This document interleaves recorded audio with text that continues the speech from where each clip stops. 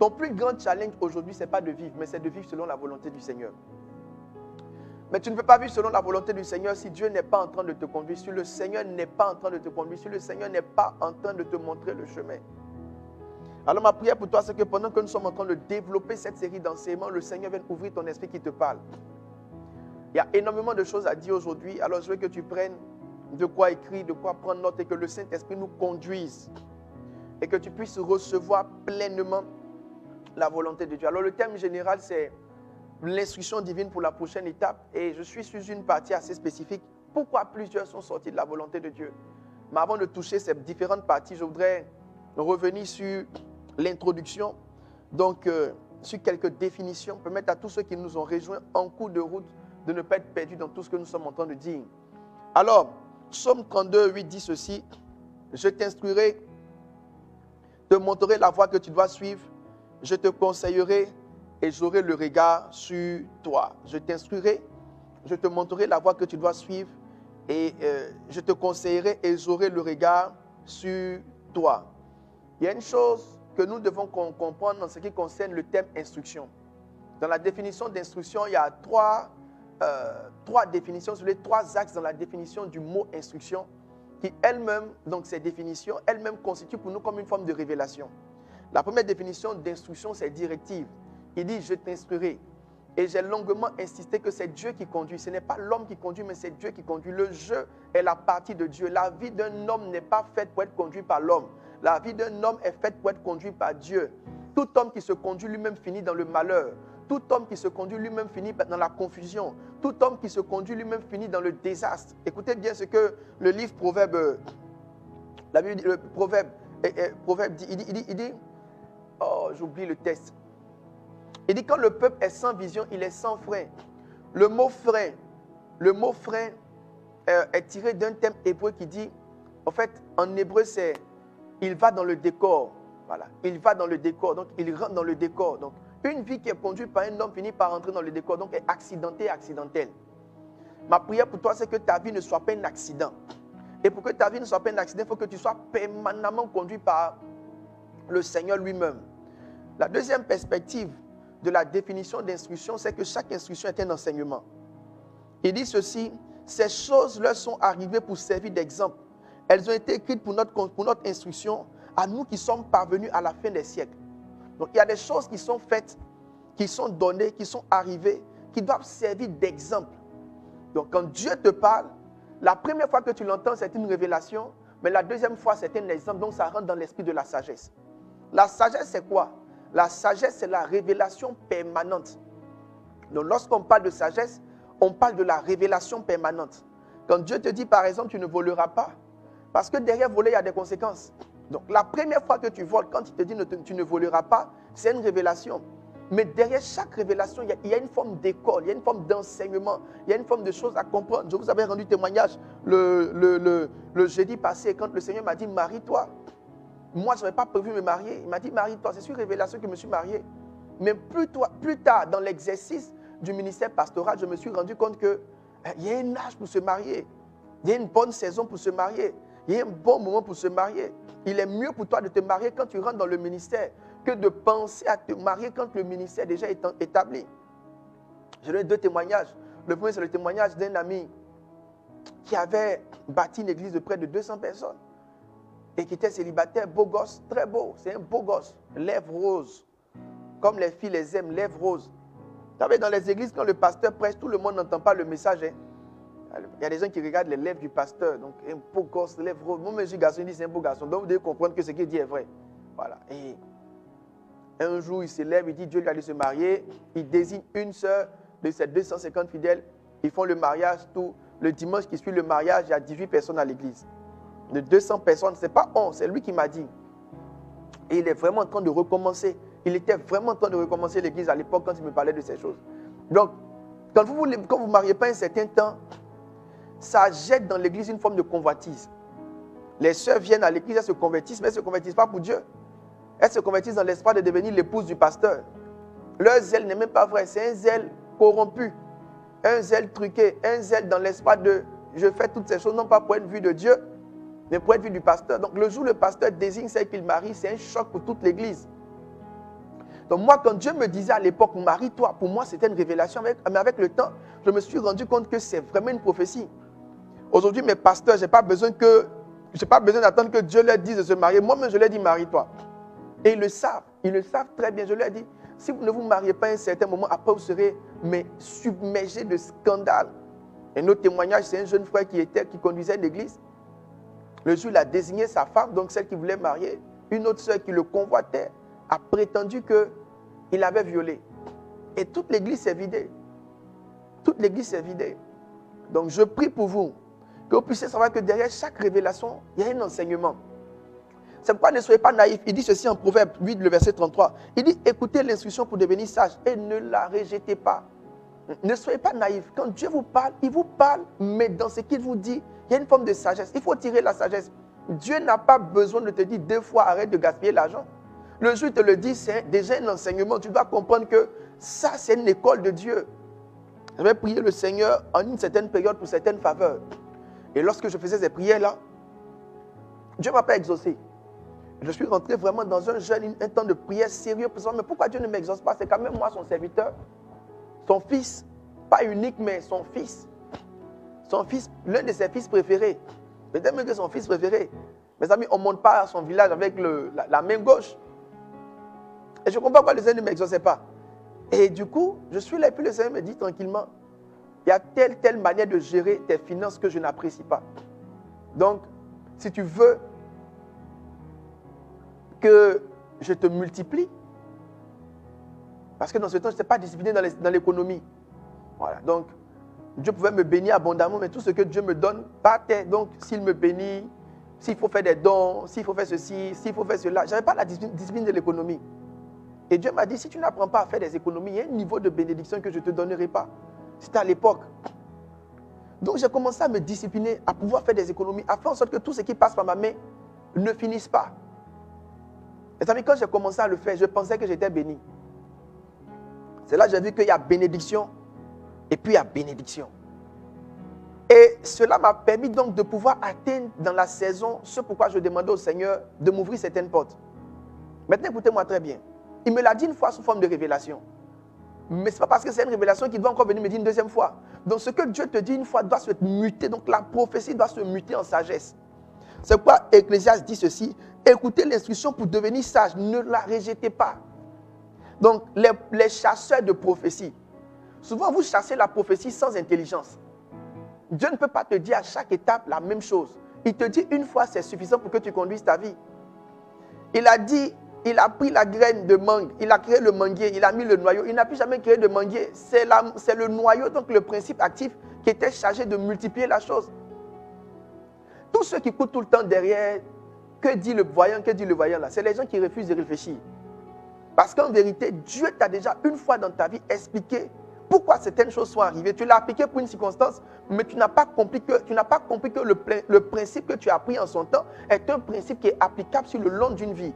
Ma prière pour toi, c'est que pendant que nous sommes plongés dans cette série d'enseignements, ton esprit s'ouvre sur la nécessité de comprendre la complexité des instructions divines. Et un troisième élément qui est attaché à la définition de l'instruction et qui est très important, c'est que l'instruction, c'est un ordre. Quand on dit le général donne des instructions, c'est un ordre. Donc quand Dieu te parle, tu n'as pas le choix. Même s'il ne t'oblige pas à le faire, fais-le. Il dit, je mets devant toi la vie et la mort, choisis la vie. Donc, c'est vrai que c'est lui qui a mis la vie et la mort. Mais il faut choisir la vie. Il dit, choisis la vie afin que tu vives. Mes amis, tout ce que Dieu vous a dit n'est pas discutable. Il dit ceci en Proverbe 5, 23. Il mourra faute d'instruction. Version seconde. Il mourra faute d'instruction. Et il dit, il chancellera par l'excès de sa folie. J'aime bien ce que Semeur dit. Semeur dit, il périra parce qu'il n'a pas su se discipliner. Ça veut dire quoi? Quand Dieu lui a dit, il n'a pas su qu'il devait aligner sa vie sur ce que le Seigneur lui a dit. Lorsqu'on est rentré dans cette année 2022, en début d'année, j'étais en train de prier. Même aujourd'hui, avant de venir aujourd'hui, je suis en train de prier. J'étais en train de prier. J'avais une certaine frustration dans mon cœur. J'ai trop de choses que je veux voir Dieu faire que je ne vois pas encore. Je veux des choses. Je veux des choses. Et en début d'année, pendant que je priais par rapport à certaines dimensions dans lesquelles je voulais entrer, l'Esprit est venu me voir. Et Dieu m'a dit cette phrase. Il m'a dit, tu sais déjà tout ce que tu dois savoir pour devenir ce que tu dois devenir. Ouais. Dieu m'a dit ça en début d'année. J'étais dans un jeûne et il m'a dit, tu sais déjà tout ce que tu dois savoir pour devenir ce que tu dois devenir. En règle générale, on sait. C'est parce qu'on n'applique pas. En règle générale, on a déjà entendu. C'est juste qu'on n'a pas prêté attention. Dieu parle. L'une des choses que Dieu fait plus que toute autre chose, c'est que Dieu parle. Le retard que tu as, il t'avait déjà dit la chose à faire. C'est juste que tu n'as pas prêté attention. L'ouverture que tu voulais, il t'avait déjà dit la chose à faire. C'est juste que tu n'as pas prêté attention. J'aime bien quand Job dit ceci. Il parle tantôt d'une manière, tantôt d'une autre. Et l'on n'y prend point garde. Dieu m'a dit à moi, il m'a dit, tu sais déjà tout ce que tu dois savoir pour devenir ce que tu dois devenir. Alors, mon exercice de 2022, ce n'était pas d'entendre de nouvelles choses, mais c'était de fouiller dans mon esprit et de revenir en arrière et de ressaisir chaque principe. En vérité, il t'a déjà tout dit. La seule chose qui te donne, qui fait que tu réduis encore lui demander, c'est que dans ce qu'il t'a dit, il y a le niveau 1, le niveau 2, le niveau 3. Mais les principes de base sont déjà là. Tant que tu les maintiens et que tu progresses dans ces principes, mes amis, pour être un bon pianiste, il n'y a pas de nouveaux exercices à créer. Les mêmes exercices sont là aussi longtemps que tu les fais. Maintenant, après, c'est le nombre d'heures que tu vas faire. C'est les différents pianos sur lesquels tu vas les faire. C'est les différentes conditions dans lesquelles tu vas faire tes exercices. C'est tout ce qui change. Sinon, là, les exercices sont connus. Si c'est l'exercice d'écart des doigts, ça est là. Il faut écarter tes doigts. Parce que les pianistes, quand je vois leurs doigts, je sens que c'est la partie là qui fait mal. Je n'ai jamais essayé, mais je crois que c'est là. Parce qu'il y a une manière d'écarter les doigts là.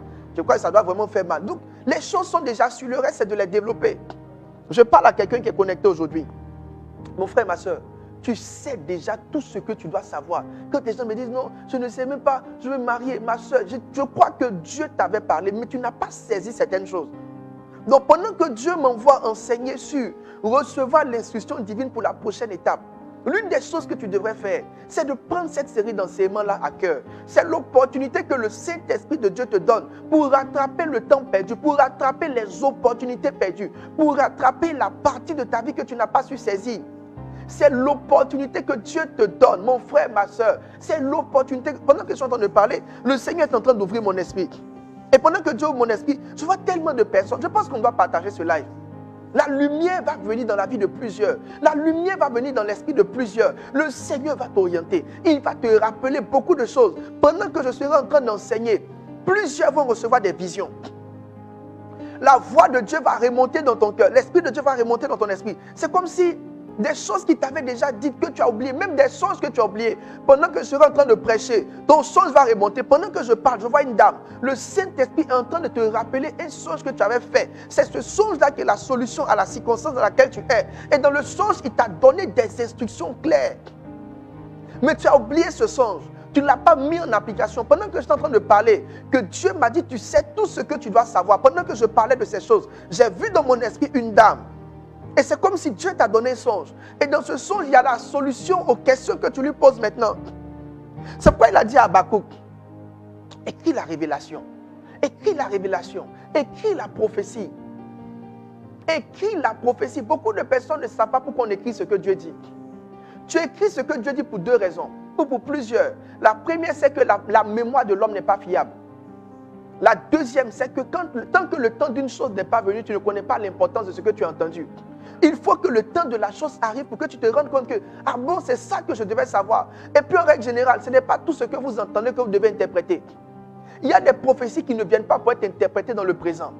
Le Seigneur a parlé à Daniel, il dit ce que je te dis là, il faut les sceller. Il y a un temps où on va briser le sceau. Donc il dit à Daniel, scelle ces choses. Ça veut dire quoi, scelle ces choses? Ça veut dire, reçois ces révélations, mais elles n'auront pas d'interprétation. Dieu a un temps pour interpréter les choses. Pourquoi? Parce que tout n'est pas encore mis en ordre pour que tu puisses avoir la réalité de l'interprétation. I pray for you. I pray for you. Ton esprit est ouvert ce jour. Je dis ton esprit est ouvert ce jour. Ton esprit est ouvert ce jour. Développez l'habitude d'écrire toutes les choses que Dieu vous dit. Il y a un temps pour les comprendre. Ne cherchez pas à les comprendre. Cherchez à les noter. Ce que Dieu veut que tu comprennes va te faire comprendre. Ce que tu ne comprends pas, il faut juste noter le temps que les choses se mettent en ordre. Le temps que les choses se mettent en ordre. Je suis en terminale. C'est un témoignage que je rends souvent. Je suis en terminale. Et pendant que je suis en terminale, je fais un songe. Je finis mon bac. Je finis mon bac pendant que je suis en terminale. Je finis mon bac. Et je fais un songe. Et dans le songe, je vois ma voisine de classe de terminale. Écoutez bien mon songe, c'est un songe qui est important, écoutez-le bien, parce qu'il y a beaucoup qui sont perdus. Il y a beaucoup qui ont fait hors sujet.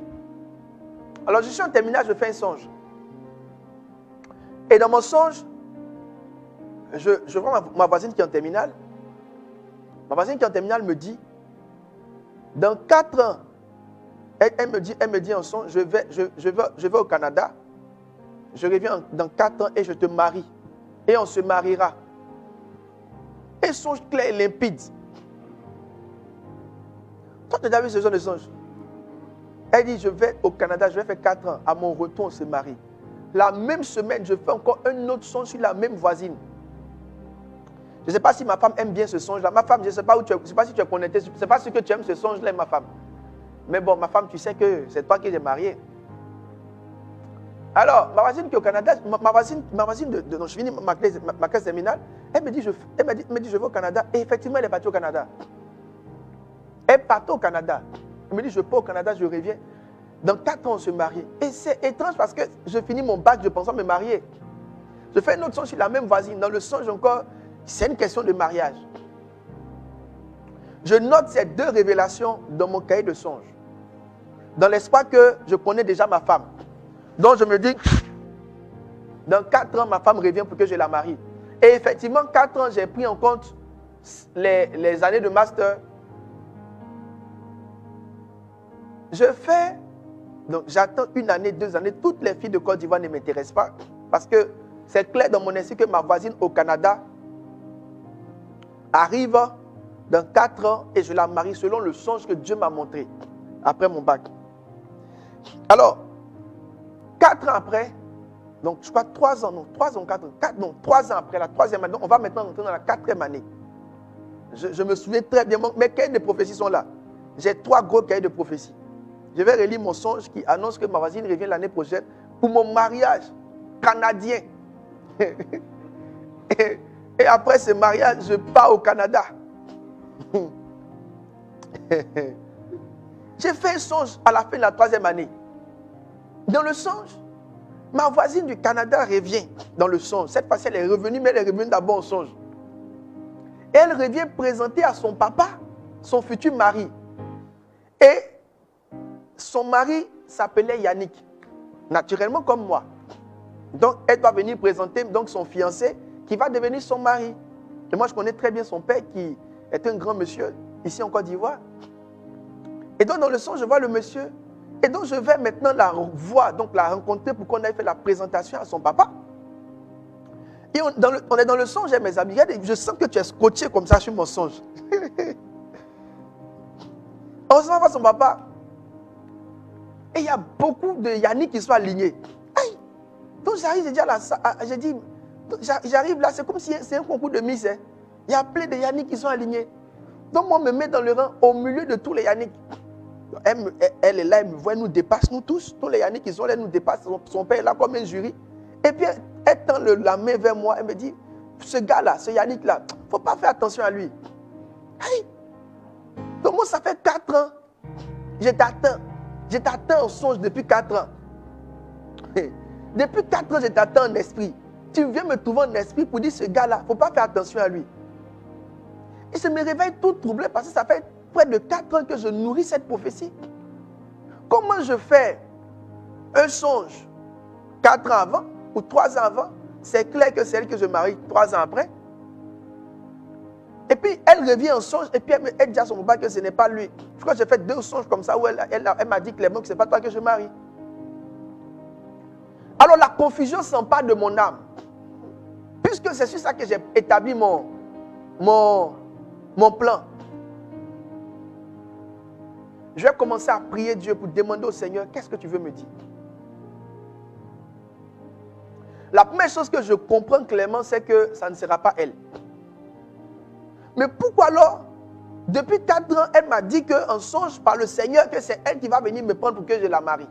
Ou c'est elle qui va même me prendre pour me marier même. Quelque temps plus tard, je fais un songe. Et dans le songe, je vois maintenant mon épouse actuelle. En fait, je fais un songe, j'entends quelqu'un qui chante. Et je vois mon épouse actuelle. Et donc là, maintenant, je commence à voir un autre visage autre que mon visage canadien. Alors, je suis un peu confus, je commence à prier. Et mon épouse actuelle, je la connaissais déjà. Et je l'ai connue à l'université. Je suis en train de prier. Et pendant que je prie, le Seigneur va maintenant m'expliquer. Le visage de ma voisine qui m'a montré en terminale, c'était pour me dire que ma femme allait venir de mon milieu scolaire ou universitaire. En fait, c'est à l'école que j'allais rencontrer mon épouse. 4 ans. 4 ans, c'est l'année exacte où Dieu m'a donné le visage clair de mon épouse. J'ai connu mon épouse en 2e année d'université, mais c'est juste une amie de la cellule. C'est seulement quand je suis allé en 4e année, en master, que maintenant j'ai eu un songe clair qui m'a montré que c'était elle. Donc c'est comme, voici ce que le songe voulait dire. Dans 4 ans, je te montrerai clairement le visage de la personne que tu dois marier, mais cette personne sera dans ton milieu d'études. Donc, il y a plein de personnes qui ont pris des songes tels que c'est venu pour aller marier des personnes qui n'appartenaient pas à leur destinée. Est-ce que vous voyez la complexité du songe? Donc voici comment Dieu m'a montré les songes. Quand je dis que tout ce que vous voyez, que vous ne comprenez pas bien, ne vous pressez pas. Écrivez, laissez le temps. Le temps est le meilleur interprète des songes. Le temps est le meilleur interprète des songes. Dieu ne peut pas te parler sans vouloir. En fait, si Dieu te parle, c'est qu'il veut que tu comprennes. Donc, si Dieu te dit quelque chose, donc il veut que tu comprennes. Si Dieu ne voulait pas que tu comprennes quelque chose, il ne t'aurait jamais donné de songe, il ne t'aurait pas donné de prophétie. Là, le seul problème, c'est la précipitation avec laquelle tu veux interpréter et comprendre les choses. Il y a des choses, donne-moi, Daniel, il y a des choses qu'on scelle. Il y a des songes qu'on scelle. Et il dit en Habakkuk aussi, il dit cette prophétie-là, c'est pour un temps donné. Donc, quand le temps vient, les choses qui sont écrites, inscrites, qui sont un mystère, deviennent normales. Je prie pour toi qui as fait un songe dont tu n'as plus connaissance, toi qui as fait un songe dont tu n'as plus compréhension, je prie pour toi au nom de Jésus, que Dieu commence à ouvrir tes yeux, que le Saint-Esprit rappelle à ta mémoire tout ce qu'il t'avait déjà dit que tu as oublié, mais dont les temps sont arrivés. Tu as déjà les réponses, tu les as juste oubliées. Que l'Esprit qui rappelle à la pensée des hommes te rappelle tes songes, qui te rappelle les prophéties antérieures, qui te rappelle les conseils passés. Ce que tu dois savoir pour la saison, que Dieu te rappelle ces choses, que Dieu ouvre ton esprit, que Dieu injecte dans ta pensée, ton esprit, sa pensée, que Dieu injecte dans ta pensée, sa pensée. À compter d'aujourd'hui, les songes qui sont morts renaissent, les visions perdues réapparaissent. Dieu peut rappeler à ta mémoire, le même Dieu qui a rappelé à la mémoire du roi Assyrus les œuvres de Mardochée. Je prie que ce même Dieu la rappelle à ta mémoire, qu'il rappelle à ta mémoire les solutions passées qu'il t'avait données. Tu es en train de chercher à savoir si tu voyages ou pas. Il y a une chose, il y a 1 an, 2 ans, 3 ans, 5 ans, où Dieu t'avait déjà clairement dit que tu devais rester là où tu es. Tu sais déjà tout ce que tu dois savoir pour devenir ce que tu dois devenir. À la seule différence que soit tu l'ignores, soit tu l'as oublié, soit tu le méprises. Tu sais déjà tout ce que tu dois savoir pour devenir ce que tu dois devenir. À la seule différence que soit tu l'ignores, soit tu le méprises, soit tu l'as oublié. Alors je prie que Dieu rappelle à ta mémoire, qu'il rappelle à ta mémoire, qu'il rappelle à ta mémoire. Alléluia. Alors, 2 choses que je veux dire, 3 choses rapidement que je veux dire et courir avec vous dans la parole aujourd'hui. La première, c'est la suivante. C'est que, et je veux le dire, je veux lire ce principe-là qui est très important. Il dit, plusieurs me diront sur là, Seigneur, Seigneur, n'avons-nous pas prophétisé par ton nom, n'avons-nous pas chassé des démons par ton nom, et n'avons-nous pas fait beaucoup de miracles par ton nom? Alors je leur dirai aux vêtements, je ne vous ai jamais conduit, retirez-vous de moi, vous qui commettez l'iniquité. C'est pourquoi quiconque entend ces paroles que je dis et ne les met pas en pratique sera semblable à un homme prudent. Les met en pratique sera semblable à un homme prudent qui bâtit sa maison sur le roc. Je crois que la classe de l'instruction est la classe majeure dans la vie chrétienne. Quand je parle de classe majeure, je parle de quoi? je parle d'enseignement principal. Pour moi, l'enseignement principal pour un enfant de Dieu, c'est apprendre à prêter attention aux choses que Dieu te dit. Pourquoi? Dans le texte qu'on vient de lire, la Bible nous enseigne que des gens vont vivre toute leur vie. Et lorsqu'ils finissent de vivre leur vie, qu'ils meurent, qu'ils sont devant Dieu, Dieu leur dit, tu as vécu toute ta vie, je ne te connais pas. Ça veut dire quoi? Tu as vécu toute ta vie en dehors de ma volonté. Imaginez une vie vécue entièrement en dehors de la volonté de Dieu. Je crois dans mon cœur que l'une des plus grandes douleurs dans votre cœur sera qu'au jour de votre fin, vous ayez tout fait sauf ce à quoi Dieu vous appelait. Dans le livre L'Ultime Assaut que je cite beaucoup et de temps à autre, que je recommande vraiment à plusieurs personnes, je recommande L'Ultime Assaut. Dans le livre L'Ultime Assaut, il y a une chose qui est très intéressante. Rick Warren, non pas Rick Joyner, va connaître une forme d'enlèvement. Et quand il va arriver dans la présence de Dieu, donc il est dans le royaume de Dieu, il va trouver un groupe de personnes, les personnes au plus bas niveau. Et les personnes au plus bas niveau, il y a un groupe qu'on appelle les cinq vierges folles. Les 5 vierges folles. Et il va expliquer, donc il va rencontrer quelqu'un qui connaissait, un chrétien qui connaissait bien. Et il a demandé au chrétien, mais qu'est-ce que tu fais aussi à ce bas niveau? Et le chrétien va lui dire que je fais partie du groupe qu'on appelle les 5 vierges folles. Ça veut dire quoi? Il dit ceci, il dit nous avons vécu toute notre vie en dehors de la volonté de Dieu. Et que c'est simplement le fait qu'on ait accepté Christ comme Seigneur et comme Sauveur qui nous a donné accès au ciel. Mais il n'y a aucune œuvre qu'on ait manifestée qui représentait 1% du plan de Dieu. Ce soir, quand je prêcherai, je parlerai des 5 vierges folles ce soir, à la soirée de prière. Ce soir, j'enseigne en ligne, je parlerai des 5 vierges folles. Des gens qui ont vécu toute leur vie en dehors du plan de Dieu. Ma prière pour toi, c'est que tu ne vives pas toute ta vie en dehors du plan de Dieu. Et pour que tu ne vives pas toute ta vie en dehors du plan de Dieu, il est important que tu entendes Dieu maintenant et dans cette saison. Que Dieu te parle. J'ai dit que Dieu te parle. Que Dieu te parle. Que Dieu te parle.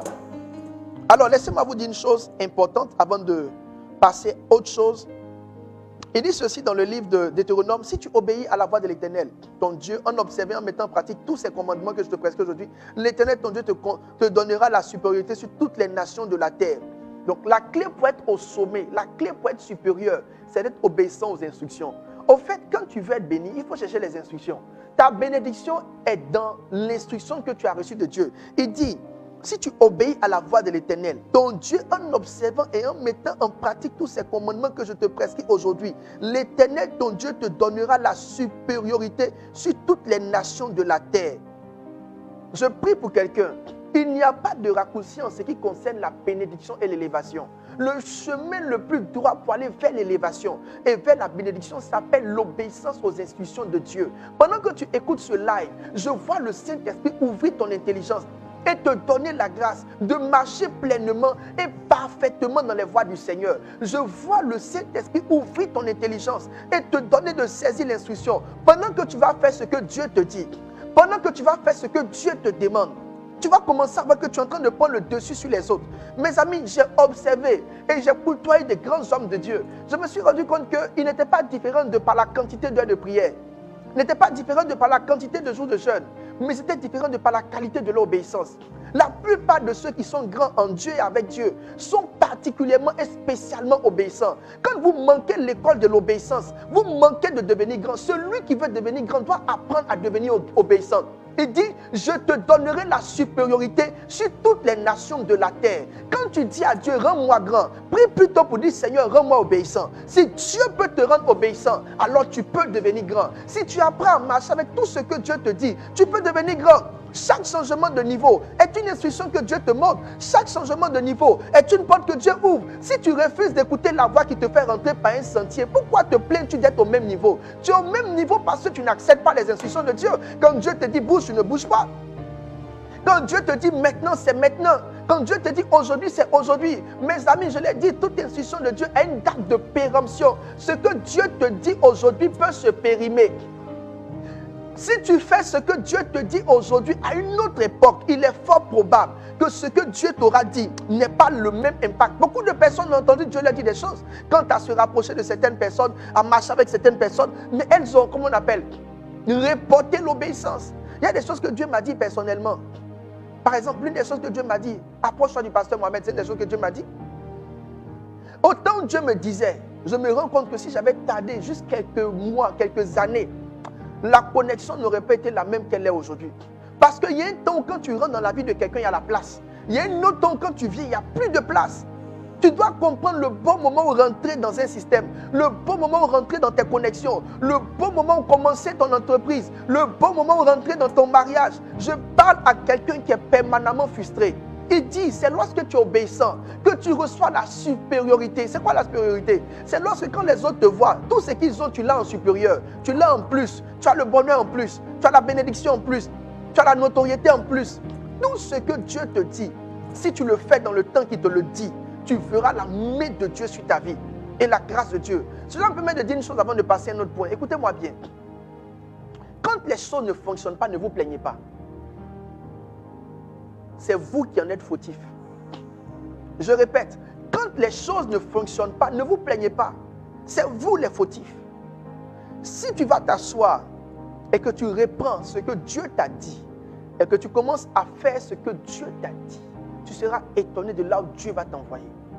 Celui qui est obéissant et docile, Esaïe l'a dit, mangera les meilleures productions du pays.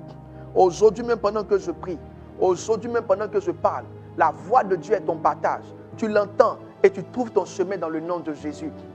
Concernant le fait de suivre les instructions, Romain va dire une chose qui est assez ambiguë. Lisons ensemble Romain. Il y a une pensée de Dieu dans Romain.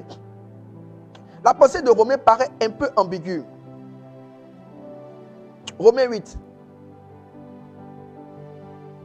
Il dit ceci, Romains 12 plutôt, afin que vous discerniez, il dit, ne vous conformez pas au siècle présent, mais soyez transformés.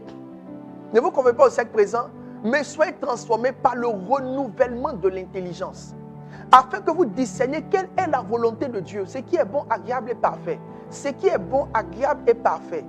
Je vous ai appris à interpréter la parole par déduction. Dans la Bible, lorsqu'on te dit il y a le bon, c'est qu'il y a le mauvais. Lorsqu'on te dit il y a le parfait, c'est qu'il y a l'imparfait. L'apôtre dit on doit discerner la volonté de Dieu. Et l'apôtre prend la peine de mettre quelques emphases.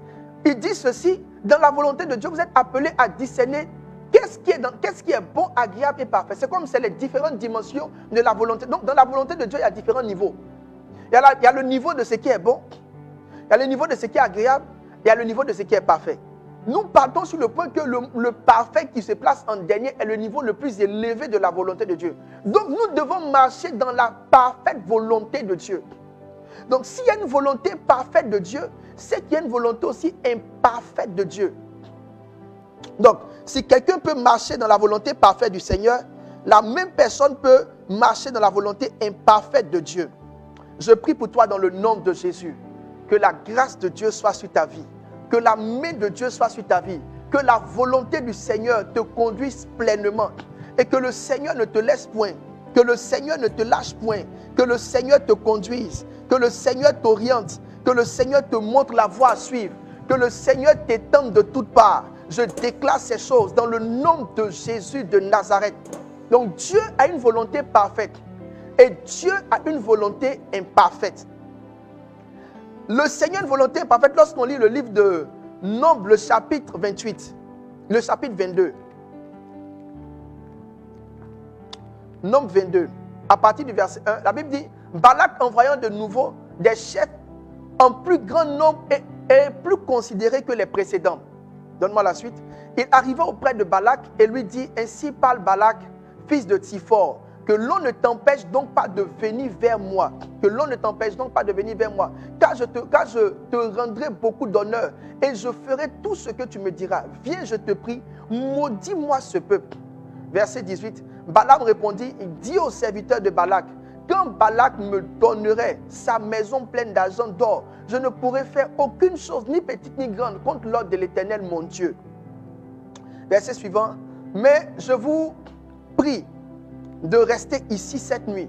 Et donnez-moi, c'est rapide. Je vous prie de rester ici cette nuit et je saurai ce que l'Éternel me dira encore. Verset 20. Il dit, Dieu vient à Balaam pendant la nuit et lui dit, puisque ces hommes sont venus pour t'appeler, lève-toi, va avec eux, mais tu feras ce que je te dirai. Verset suivant. Balaam se leva le matin, scella son âne et partit avec les chefs de Moab. J'aime bien le verset qui suit. Le verset qui suit dit ceci. La colère de l'Éternel s'enflamma parce qu'il était parti et l'ange de l'Éternel se plaça sur le chemin pour lui résister. Balaam étant monté sur son ânesse et ses 2 serviteurs étaient avec lui. Alors, voici un texte assez ambigu. Balaam, l'un des prophètes les plus bizarres de la Bible, il a été maudit dans la Bible, dans le livre de Juges, on l'a maudit. Balaam est celui, et Balak, donc roi des païens, donc d'un ensemble de rois, d'un conglomérat de rois, va vouloir susciter Balaam pour aller maudire Israël. Lorsqu'ils viennent voir Balaam, Dieu dit à Balaam ne va pas. J'aime bien la question du Seigneur. Le Seigneur dit, que font ces gens ici? Que font ces gens chez toi? C'est la partie du texte même qui m'a un peu choqué. Il y a des hommes que Dieu appelle ces gens. Il y a des hommes que Dieu appelle ces gens. Il dit, que font ces gens ici? Il dit, que font ces gens? Donc j'espère que tu ne fais pas partie de ceux que Dieu appelle des gens.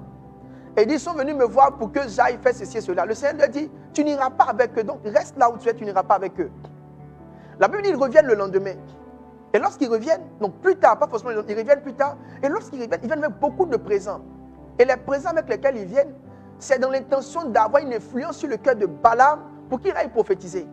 Balaam, Dieu t'a déjà dit ne va pas.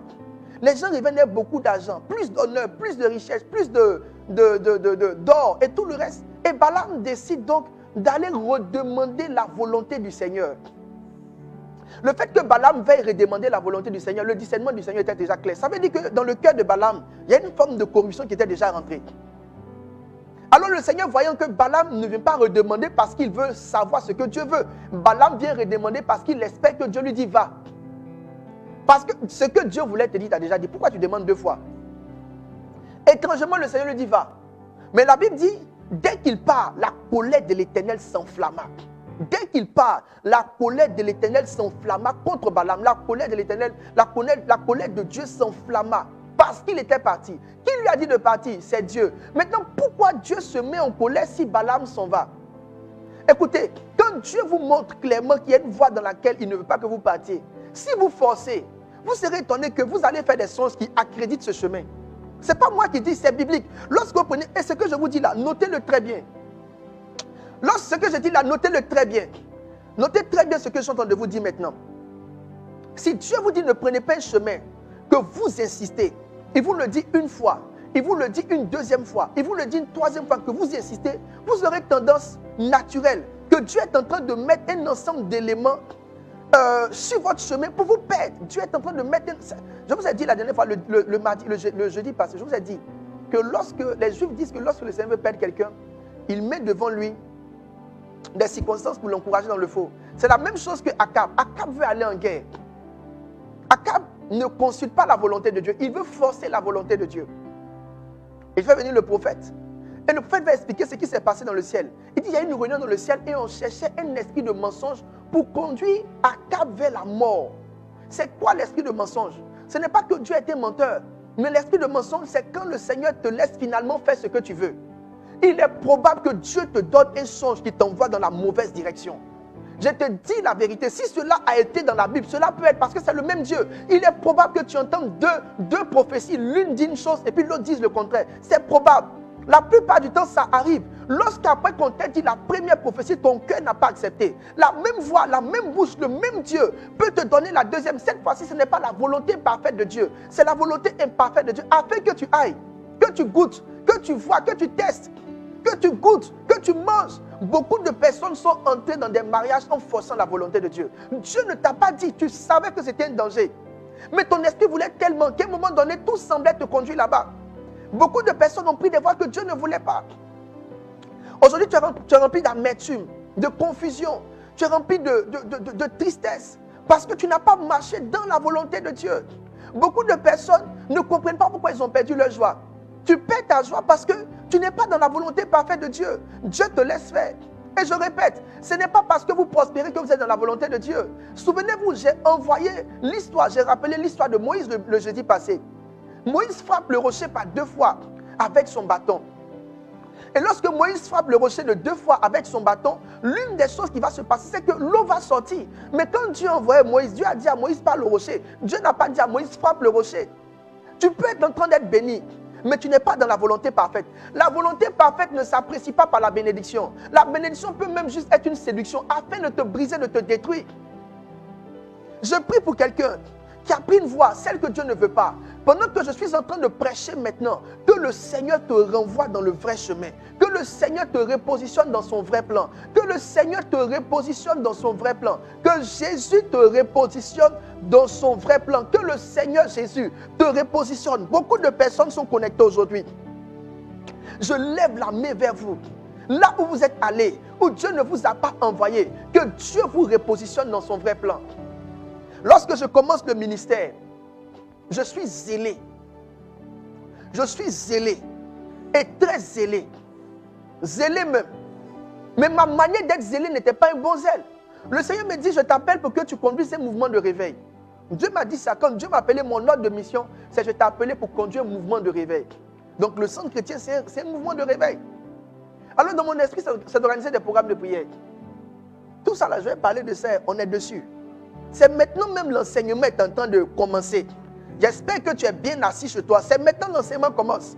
Dieu me dit, tu vas conduire un mouvement de réveil. Donc mon esprit s'appelle au réveil. Alors la première bêtise que je fais, je vais prendre ma scolarité, je vais à l'hôtel communal et je loue l'hôtel communal. Dieu merci, il a eu compassion de moi, je voulais louer la grande salle. Mais tellement que Dieu a eu compassion de moi, il m'a permis d'avoir la salle d'en haut. Une salle de près de 200 places. Alors ce n'est pas très compliqué pour moi. Je n'ai aucune église. J'appelle quelques amis qui ont des mouvements et des fils là. Pour dire, allez, venez avec vos fils et vos amis. Moi, je dois envoyer le réveil sur leur vie.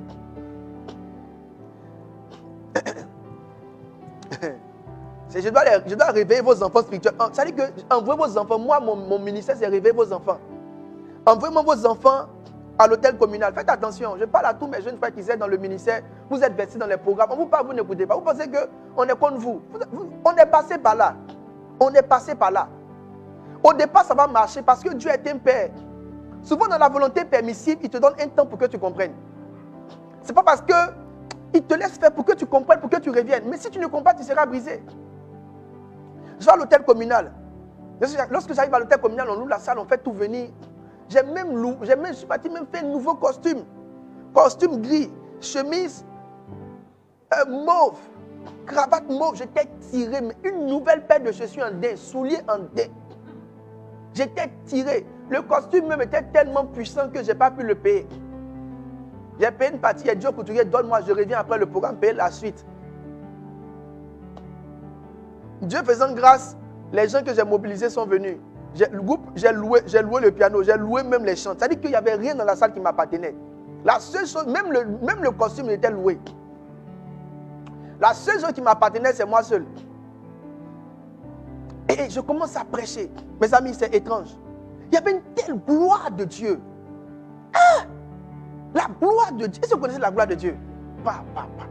La puissance. Vous savez, quand je prêchais là, l'onction descendait, les gens tombaient. Quand je fais comme ça, les gens tombent, 10 tombent, 20 tombent, la puissance. Les chaises se cassaient. J'ai crié, waouh, attrapez-moi. L'onction est ici, mes amis.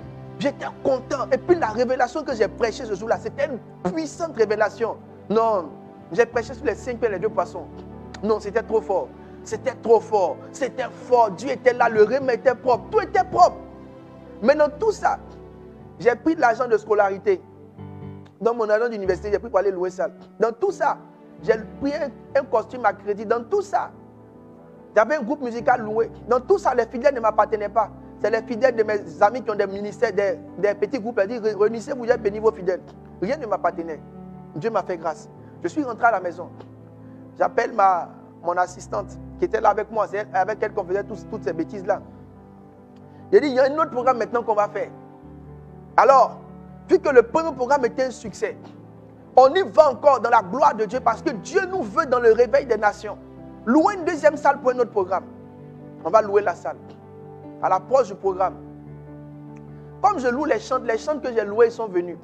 Les chants loués disent que eux, si eux ils ne lisent pas vous savez, s'ils n'ont pas l'idée, eux ils ne chantent pas, que eux ils ne sont pas là pour faire cœur de quelqu'un. 2 jours avant, plus de chants.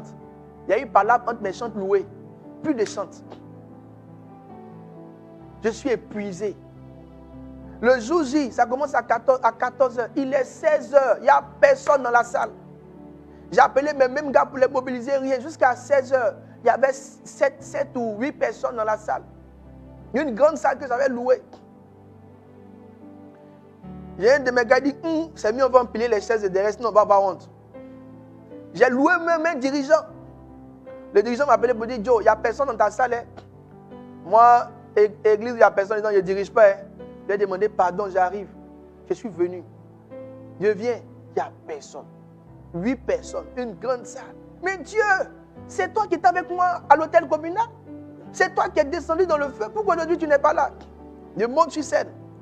Je suis tellement épuisé, fatigué, sous pression. J'ai prêché un message qui ne ressemblait à rien. Et je devais louer après le matos, piano, tout ça. Je comptais sur les offrandes, sur le peuple qui allait venir. Le peuple n'est pas venu. Le culte est fini. Mais voici avec mes charges. Alors celui qui a loué la sono, je lui dis, mon frère, sois béni. Par la foi, prends ta sono et donne au gars. Dis-lui que c'est Dieu qui pourvoit. Et dit, pasteur, je te respecte. Monte avec moi, tu vas aller dire ça à celui qui a la sono. Mon assistante, comme d'habitude, j'ai dit, tu sais, dans un parti politique, c'est mieux qu'on attrape le secrétaire général, mais pas le président. Alors va. Si on te met en prison, je viens de te faire sortir un jour. Et c'est elle qui est parti. On est sorti avec des dettes, avec la pression, avec l'humiliation. Je suis rentré à la maison. Je me suis mis à genoux. J'ai dit, Seigneur, pourquoi? C'est toi qui m'as envoyé. Tu dis d'apporter le réveil. Je fais des programmes. Pourquoi? Tu as béni le premier programme. Pourquoi tu n'as pas béni le deuxième programme? C'est là que cette personne me dit que ton premier programme que j'ai béni là, c'était pas ma volonté. Mais je ne voulais pas que tu aies honte. Je voulais honorer mon nom. Mais tu n'as pas compris à temps que tu ne peux pas continuer comme ça, mais c'est avec des choses qui ne sont pas à toi. Il m'a dit, assieds-toi. Il te faut d'abord tes personnes. Il te faut tes gens. Il te faut bâtir tes équipes. Il te faut bâtir une assemblée. C'est sur l'église que tu vas bâtir que tu pourras envoyer le réveil. Arrête de faire des programmes. Assieds-toi et bâtis sérieusement une église. Tu n'es pas l'homme de Dieu du moment. Va t'asseoir et bâtis quelque chose. Il dit, si tu ne veux plus être endetté, bâtis quelque chose. Tes propres fidèles vont soutenir l'œuvre. Les âmes que tu vas gagner vont devenir tes chantes. Les gens que tu vas former vont devenir tes pianistes. Parce que même le pianiste m'a insulté ce jour-là aussi. Le protocole que j'ai loué aussi un protocole, lui aussi m'a insulté aussi après. Il n'y avait rien qui était pour moi. Tout ce qui était pour les autres. Pour mes frères qui étaient dans les mouvements là, la plupart des gens que vous avez autour de vous ne sont pas pour vous. Ils ont des pasteurs, ils ont des églises. Ça ne va pas durer dans le temps. Posez sincèrement les questions au Seigneur. Ne prenez pas les visitations prophétiques pour la volonté parfaite de Dieu. Ne prenez pas les anges qui montent et descendent. Ne prenez pas l'onction. Quelle onction on n'a pas vu en Côte d'Ivoire? Mais où sont passées ces personnes? Sentez là où Dieu va avec vous. Dieu a une volonté parfaite. Mais souvent, il peut vous laisser dans le mauvais chemin. Quand le fils prodigue est venu voir son père, pour dire, donne-moi, donne-moi. Le père lui a donné. Le père lui a donné. Est-ce que le père voulait lui donner? Non, mais le père lui a donné. Il lui a donné beaucoup d'argent. Il lui a donné des milliards. Tout le monde aurait pu dire, si on n'explique pas l'histoire aux gens, que son papa est d'accord avec lui. Mais c'est faux. Le père voulait qu'il parte pour qu'il se fasse lui-même sa propre expérience. Souvent, Dieu peut te donner des choses pour t'accompagner. Un semblant de succès, un semblant d'aide, un semblant de notoriété. Mais c'est juste pour que tu ailles apprendre. Ce qu'il te dit que tu n'entends pas là, tu vas apprendre sans te cogner la tête. Je prie maintenant que tu aies l'humilité de revenir et d'accepter que ce n'est pas bon. Je parlais récemment avec un homme de Dieu qui faisait le ministère. Il me dit que Dieu l'envoie faire des missions partout. J'ai dit à ce pasteur, ta manière de faire le ministère n'est pas la bonne manière. Tu ne peux pas ouvrir beaucoup d'églises si tu n'as pas une base solide. Quand je rentrais dans cette année 2022, Dieu m'a dit, mon fils, ta croissance ou l'ouverture de beaucoup d'églises s'assoit sur une église forte. Bâtis une église forte et tu auras beaucoup d'églises. Tes pasteurs partiront de cette église. Les moyens pour soutenir les églises partiront de l'église forte. J'ai croisé un pasteur. Il y a quelque chose là, peut-être 1 an ou 2 ans en arrière. J'ai dit au pasteur, ta manière de faire le ministère n'est pas bien. Il dit que non, que Dieu l'a appelé. Et que Dieu l'a appelé à travers l'intérieur. Je dis non, fais attention. Et à 2 pasteurs, j'ai dit ces choses. Je leur ai dit, tu sais, si j'étais toi, je n'allais pas commencer comme tu commences. Si tu es un fondateur, il y a des villes dans lesquelles les fondateurs s'établissent. Là maintenant, je parle en thème pastoral. Ce n'est pas un hasard si le Seigneur a dit aux disciples, il dit, l'Esprit va venir, vous serez d'abord mes témoins à Jérusalem. Les territoires là sont prophétiques. Il y a des territoires desquels ta voix va plus loin que d'autres. Quelqu'un qui chante depuis Korogo, on ne peut pas l'entendre à Abidjan. Mais quelqu'un qui chante depuis Abidjan va l'entendre à Korogo. Celui qui fait sortir un album qui a marché en France, c'est fort probable que ça descende en Afrique. Mais celui qui a fait sortir un album qui marche en Afrique ne peut pas aller en France aussi facilement. Celui qui a percé aux États-Unis peut percer en Afrique. Mais celui qui a personne en Afrique ne peut pas personne. C'est le même territoire, mais chaque territoire a son pouvoir. J'ai dit au pasteur, tu procèdes mal. Si tu es vraiment fondateur, tu n'as pas encore trouvé le bon territoire, tu vas t'affaiblir, tu n'iras pas loin. Il dit non, lui, il ouvre, il donne aux gens. J'ai dit, mais pour qu'un pasteur puisse gérer une église que tu as ouverte, il faut que tu aies plus que lui pour qu'il te reste loyal. Parce que si l'église même que tu gères, l'église que tu lui as donnée est plus grande que l'église que toi-même tu es en train de gérer, bientôt là, il va se dire qu'il ne te doit plus rien. Le monsieur ne m'a pas écouté, il l'a fait. Je l'ai vu récemment. Il m'a dit la même chose. Ce qu'il est en train de faire n'est pas en train de donner. Donc, ce qu'il avait commencé là, il dit non, il a senti que non, là-bas c'est difficile. Mais même quand il a senti ça, la décision qu'il est en train de prendre là, c'est encore une plus mauvaise décision. Il y a des gens qui sont doués pour continuer à faire ce que Dieu dit de ne pas faire. Il y a des gens qui sont doués pour persévérer dans les voies fermées de Dieu. Ne soyez pas comme Balaam. Si l'âne commence à tanguer, c'est que ce n'est pas la bonne voie. Ne rentrez pas dans la volonté permissive de Dieu. Recherchez la volonté exacte de Dieu. Le vide que tu sens, ce n'est pas que tu ne sais pas ce que tu dois faire. C'est parce que tu n'as pas fait ce que tu devais faire. Donc Dieu est en train de se retirer progressivement. Beaucoup de personnes ne sont pas dans la volonté exacte de Dieu. Et je parle et je prie pour quelqu'un qui me suit maintenant, que le Seigneur ouvre tes yeux et qu'il te fasse marcher dans sa volonté parfaite et exacte. Là où tu es, tu marcheras dans la volonté de Dieu. Là où tu es, tu marcheras dans la perfection de la volonté de Dieu. Là où tu es, tu marcheras dans l'excellence de la volonté de Dieu. Maintenant, j'ai envie de dire quelque chose qui me vient à l'esprit. C'est vrai que le temps semble passer, mais laissez-moi additionner un point. Parce que je n'ai pas encore prêché. Comment plusieurs ont fait pour rentrer dans la volonté permissive, imparfaite de Dieu? Comment plusieurs se sont arrangés pour rentrer dans la volonté imparfaite de Dieu? Comment plusieurs y sont arrivés? Il y a près de 20 points que je veux expliquer, qui sont importants. Je vais les contracter pour que vous puissiez les comprendre. Peut-être pas tout ce jeudi, mais je vais quand même exposer un point important, que vous puissiez comprendre un certain nombre de choses. Dans le livre de... donne-moi le test de... Moi, je n'ai pas donné mon vrai fichier.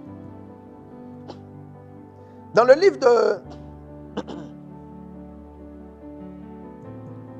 Exode. Non, pas Exode. Les Juifs vont rencontrer...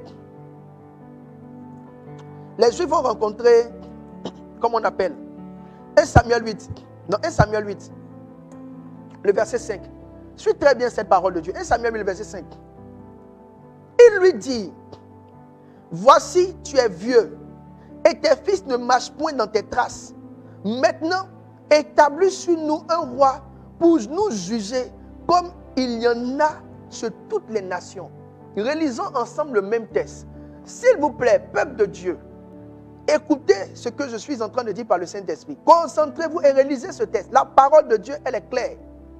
Il lui dit, le peuple de Dieu ne veut plus de roi. Il lui dit, voici tu es vieux et tes fils ne marchent point sur tes traces. Que Dieu donne aux hommes de Dieu des fils qui marchent dans leurs traces.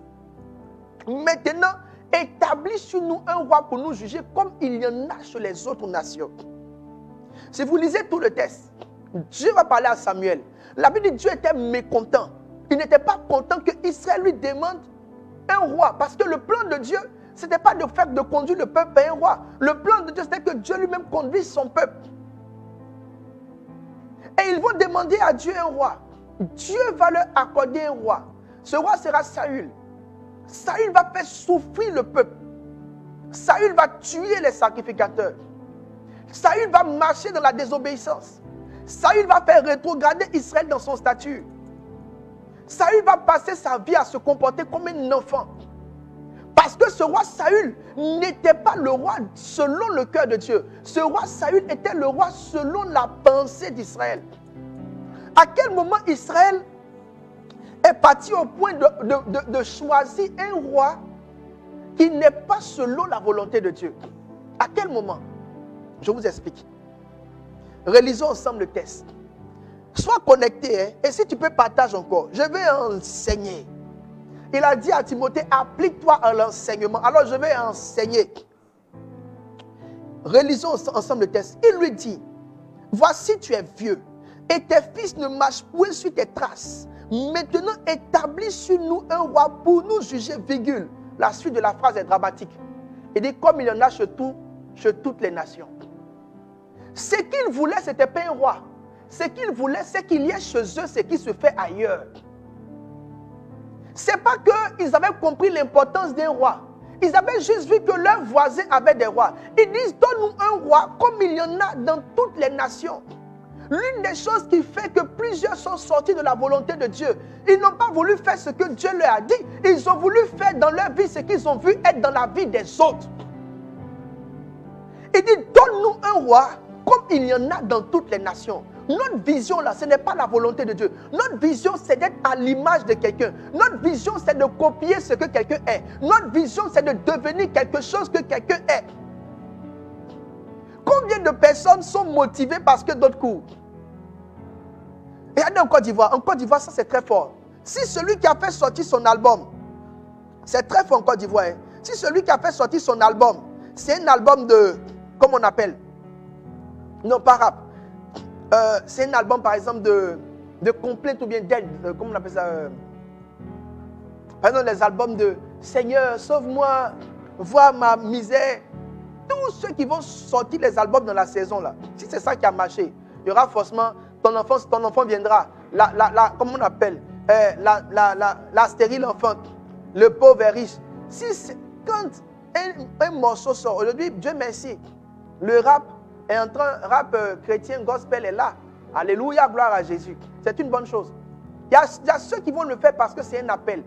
Il y a ceux qui vont le faire parce qu'ils le voient chez les autres. Ce que tu aimes n'est pas forcément ce à quoi tu es appelé. Ce que les autres font n'est pas forcément ce dans quoi Dieu te veut. Ce dans quoi Dieu te veut peut être totalement différent de ce que les autres font. J'aime les gens de la carrure de Jean-Baptiste.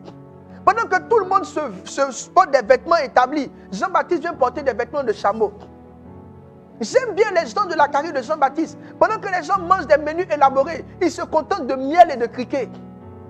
Quel homme de Dieu en ce temps-là n'aurait pas voulu porter un boubou? Un boubou bien taillé, bien fait, bien établi.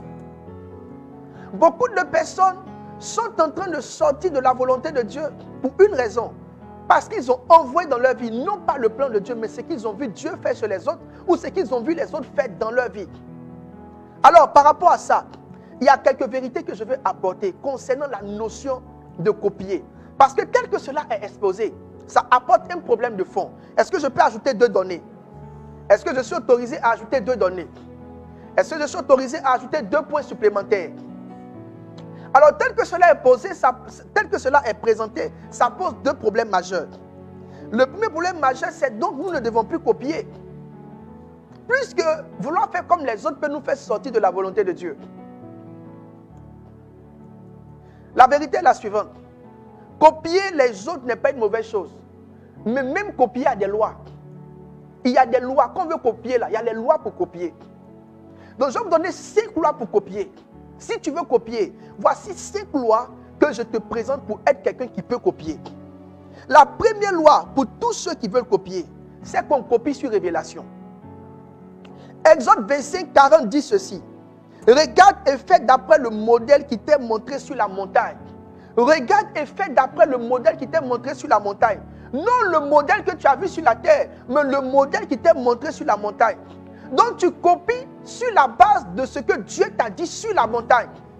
Donc tu peux copier quelqu'un, tu peux copier une tendance, mais sur la base d'une révélation que Dieu te donne. Dieu te montre qu'il y a des similitudes entre ta destinée et cette destinée. Tu es censé passer sur le même chemin que cette personne. Donc il est important que tu copies parce qu'il est déjà passé par là. Donc copie sur la base de ce que Dieu t'a dit. Lorsque mon ministère s'ajoute sur celui du pasteur Mohamed, tout le monde prétend que je suis une copie de base d'honneur. Certains, une maman aujourd'hui qui prie avec nous, dit qu'au départ elle ne m'aimait pas en griffe. Elle dit le gars, il copie trop. Il n'est pas original. Je ne cherche pas d'original. Je cherche à faire ce que Dieu me dit. Elle dit elle n'aime pas les gens qui copient. Mais aujourd'hui, elle est membre de l'église. Parce qu'elle trouvait qu'elle copiait trop le pasteur Mohamed. Mais moi, j'ai fait un songe où Dieu m'a dit, si tu ne suis pas ce monsieur, tu n'iras pas plus loin que là où tu es. Suivre là, ce n'est pas forcément attraper ton sac et puis marcher derrière lui. Suivre, c'est-à-dire, établir ton ministère sur la marche de son ministère. C'est ça, suivre.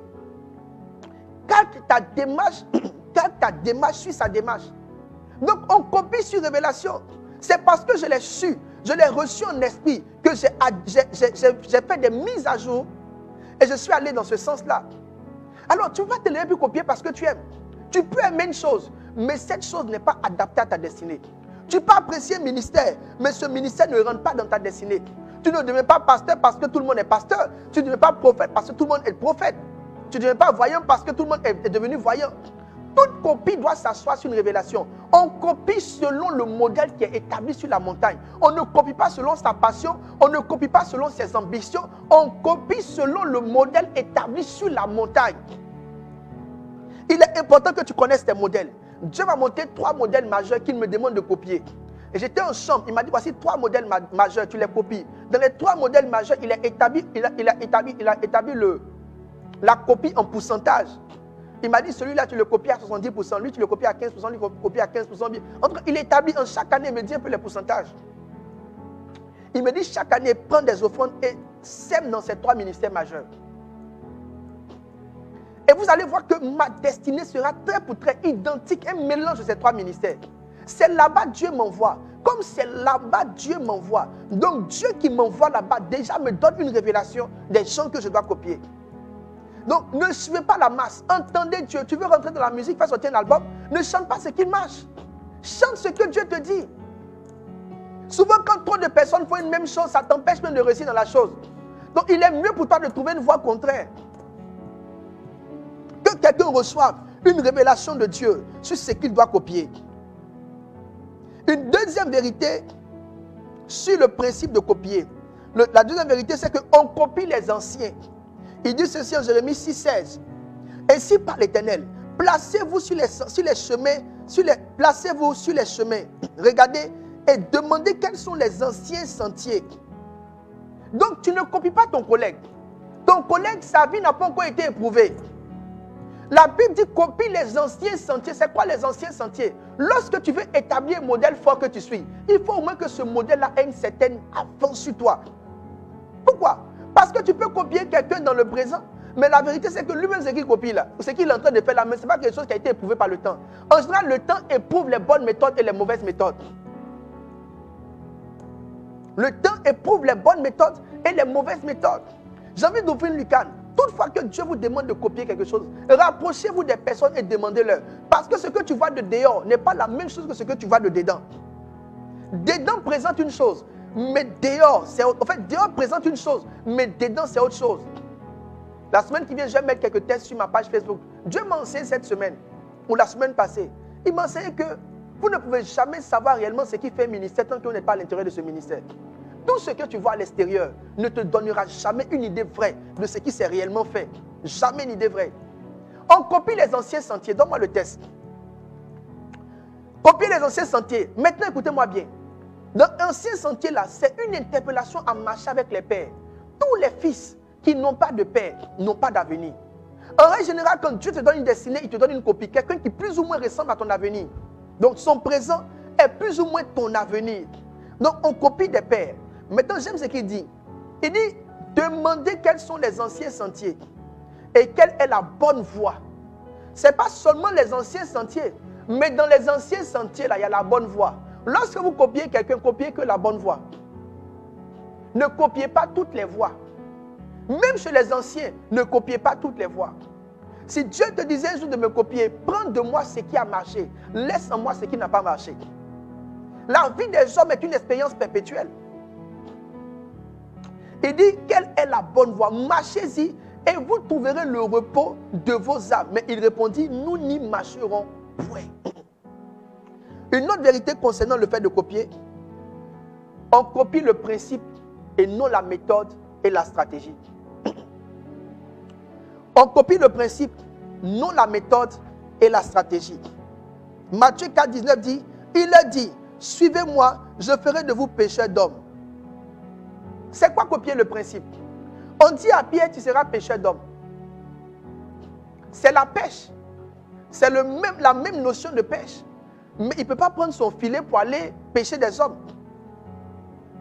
Je ne sais pas si vous comprenez un peu. Donc Pierre devient pêcheur d'hommes. Mais pour devenir pêcheur d'hommes, tu ne vas pas aller pêcher les hommes avec un filet. Mais tu dois garder la mentalité d'un pêcheur. C'est quoi la mentalité d'un pêcheur? chaque fois qu'il va sur les eaux, il veut revenir avec des poissons. Chaque fois qu'il va sur les eaux, il veut beaucoup de poissons. Dans la pêche, il y a des principes. L'un des principes, par exemple, de la pêche, qui est très important, dans la pêche, il y a des principes. Et l'un des principes de la pêche qui est très important, c'est le principe de l'appât. On pêche avec des appâts. Ça veut dire aussi que quand il va devenir pêcheur d'hommes, s'il prenait des vers de terre pour faire la pêche de poissons, il ne va pas prendre les vers de terre pour venir donner aux hommes, pour dire, chers hommes, venez, les vers de terre sont là à manger. Non. Le principe du ver de terre, en fait, le ver de terre représente un principe. C'est le principe selon lequel, si tu veux attirer quelqu'un, il faut que, en fait, si tu veux gagner une âme, il faut que tu l'attires. C'est pourquoi Jésus a dit, il est venu pour annoncer la bonne nouvelle. La bonne nouvelle, c'est quoi? C'est que la nouvelle est bonne. Bonne nouvelle. Donc, la bonne nouvelle annonce de bonnes choses. Regardez le message. Il dit, l'Esprit de Dieu est sur moi. Je suis venu annoncer. Écoutez bien ce que je vais dire. Il dit, l'Esprit de Dieu est sur moi. Il m'a point pour annoncer la bonne nouvelle aux pauvres, aux captifs, la délivrance, ainsi de suite. Dans tout ce que Jésus a dit par rapport à son ordre de mission, tout était une bonne nouvelle. Beaucoup de personnes pensent qu'être un bon prédicateur, c'est forcément être dur. Mes amis, le plus important, c'est que la personne arrive. Quand elle va arriver, le reste va transformer la personne. On touche une personne là où ses besoins se trouvent. Il dit, je suis venu annoncer la bonne nouvelle aux pauvres. Donc quand tu prêches, par exemple, les gens seront bénis. Ce n'est pas que tu es un prédicateur léger, mais tu ne peux toucher les gens que là où les besoins s'établissent. Donc vous serez bénis, ce n'est pas votre besoin. Mais quand vous allez venir pour être bénis, on va traiter la suite des choses. Ne devenez pas des prédicateurs entièrement, c'est-à-dire des prédicateurs radicaux. Quand ils prêchent, tout est dur. Jésus revient l'enfer. Non, on touche des gens là où ils ont besoin. Donc, copier le principe, pas forcément la méthode. Ce qui a marché aux États-Unis ne va pas forcément marcher en Afrique. Donc, quand Dieu te donne un ordre de copier, il te donne des lois pour copier. Les gens qui sortent de la volonté de Dieu, ils sortent parce que généralement, écoutez-moi bien, généralement, ils ont essayé de faire comme les autres. Tu peux faire chez les autres ce que Dieu autorise que tu fasses dans ta vie. Jeudi prochain, je vais expliquer encore pourquoi plusieurs sont sortis de la volonté de Dieu. Pourquoi plusieurs ont manqué le plan de Dieu. Pourquoi plusieurs ont manqué le but de Dieu. Et je ne veux pas que tu manques ce jeudi-là. Parce que je vois le Seigneur qui va changer ta vie et te faire entrer à une autre dimension de ton existence. Il va te bénir particulièrement. Il va t'étendre particulièrement. Il va te bénir d'une manière spéciale. Alors il faut que tu viennes. Je reprends et j'insiste. La vie des autres n'est pas forcément votre vie. Un homme est venu dire à Jean-Baptiste, l'homme que tu as baptisé baptise plus que toi. Jean-Baptiste a dit, l'homme ne peut recevoir que ce qui lui était donné du ciel. À un moment donné dans ta vie, c'est seulement ce que le ciel te donne que tu peux recevoir. Alors je prie pour toi dans le nom de Jésus. Découvre ta spécificité. Découvre ton couloir. Et découvre ceux qui appartiennent à ton clan, qui appartiennent à ton sentier, qui appartiennent à tes voies, qui appartiennent à ton chemin. Découvre-les. Si dans ta vie, tu avais pris un chemin par mimétisme, dans ta vie, tu avais pris un chemin par copie, que le Seigneur ouvre tes yeux, que tu comprennes les choses à faire, les choses à ne pas faire. Alors je prie pour toi, pendant que tu es connecté, je veux prophétiser sur ta vie, ordonner des paroles, au nom de Jésus, au nom de Jésus.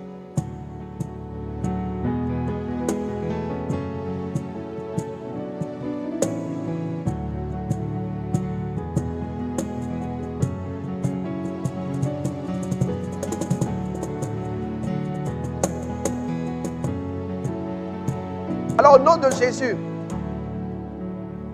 et même par rapport à ce qui concerne le fait de copier, il y a une chose qui est très importante. Quand vous copiez, il y a aussi un temps dans lequel on copie les choses. Si vous suivez un père,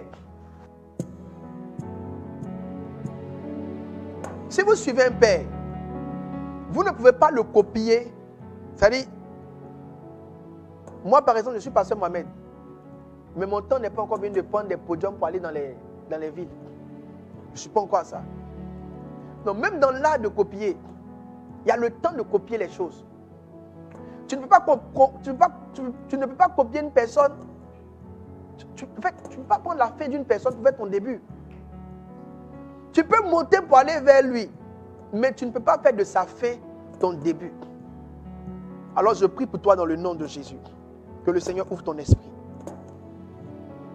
Que Dieu te bénisse. Que Dieu te bénisse. Que Dieu te bénisse. Que Dieu te bénisse. Que toute personne qui est loin de la volonté de Dieu retrouve les voies du Seigneur. Retrouve les voies du Seigneur. L'étape 4 de quelqu'un n'est pas ton étape 1. Quand Dieu te dit suis quelqu'un, cherche son étape 1. Commence par son étape 1. Après, passe par son étape 2. Passe par son étape 3. Comme il est déjà passé par là, tu vas gagner du temps, mais tu es obligé de passer par ces étapes. Si à l'étape 1, il a fait 10 ans, toi tu vas faire peut-être 5 ans, parce qu'il va t'aider à gagner du temps, mais quand même tu vas passer à son étape 1. Parce que mon mère disait que Dieu lui a dit à un moment donné que s'il veut faire des croisades, il faut qu'il fasse asseoir l'église. Tu ne veux pas devenir évangéliste comme lui. Si tu n'as pas une église établie, qui va soutenir tes croisades avec des moyens. On passe d'abord par l'étape 1, ensuite l'étape 2, après l'étape 3, ensuite l'étape 4. Je prie pour toi dans le nom de Jésus. Que la grâce de Dieu soit sur ta vie.